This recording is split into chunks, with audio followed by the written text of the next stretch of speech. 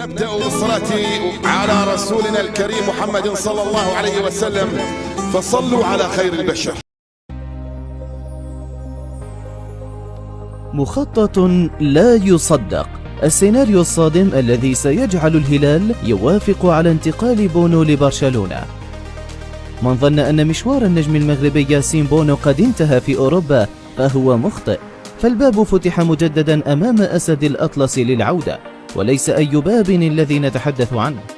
بل بابين مفتوحين على مصراعيهما أمام أفضل حارس مرمى في قارة إفريقيا،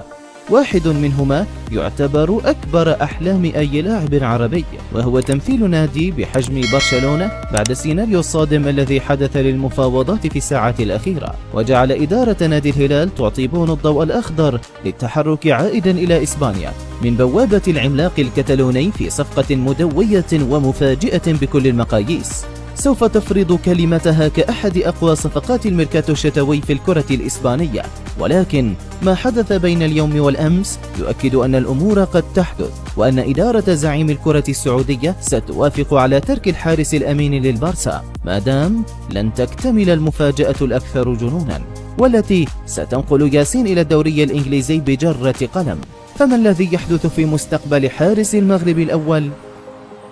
لا يخفى على أحد سعي إدارة نادي برشلونة وراء التعاقد مع حارس مرمى يكون بديلا للمصاب الألماني تير شتيغن، ويمنحه فرصة النوم على سرير غرفة العمليات لإكمال الخطوة المؤجلة وعلاج مشكلته المزمنة في ظهره، والتي تحامل عليها إلى أن وصلت به الآلام لدرجة لا تحتمل، فغاب عن المباريات مؤخرا. ونظرا للغياب الطويل المتوقع للحارس الألماني، دخل تشافي في سوق الانتقالات للبحث عن حارس بديل، تماما كما فعل غريمه ريال مدريد حين أصيب الحارس الأساسي تيبو كورتوا.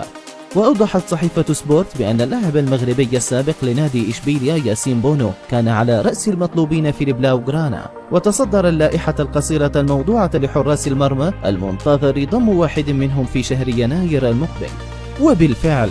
قال نفس المصدر إن الإدارة الكتالونية حاولت جس نبض ياسين بونو وممثليه، خاصة أنه لا يزال منتقل لتوه إلى الدوري السعودي في الصيف الماضي، ولكن المفاجأة كانت في ترحيب إدارة النادي بتركه يرحل للعب في البارسا، ما دام اللاعب يصر على الرحيل لتحقيق أحد أكبر أحلامه الكروية. ولن تقف إدارة النادي في وجه ياسين بونو على حد ما سربته بعض المصادر مؤخرا، حتى ولو كان تألقه منذ انطلاقة الموسم سببا في عودة الهلال لمكانته الطبيعية على قمة الكرة السعودية والآسيوية. مفاجأة مجنونة، إدارة الهلال وإن كانت متساهلة مع ياسين بونو، فوقوفها الوحيد في وجه هذا الانتقال سيكون لصالح سيناريو أكثر جنونا، إذا ما طلب نادي نيوكاسل يونايتد أفضل حارس في الدوري السعودي ليشغل مهمة الحارس الأساسي بدلا من نيك بوب الذي تعرض لإصابة خطيرة ستبعده ل4 أشهر.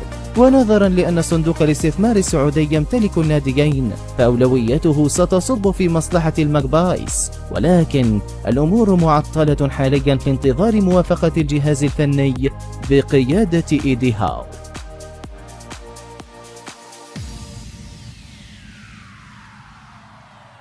إن أعجبك الفيديو لا تنسى الإعجاب والاشتراك في القناة.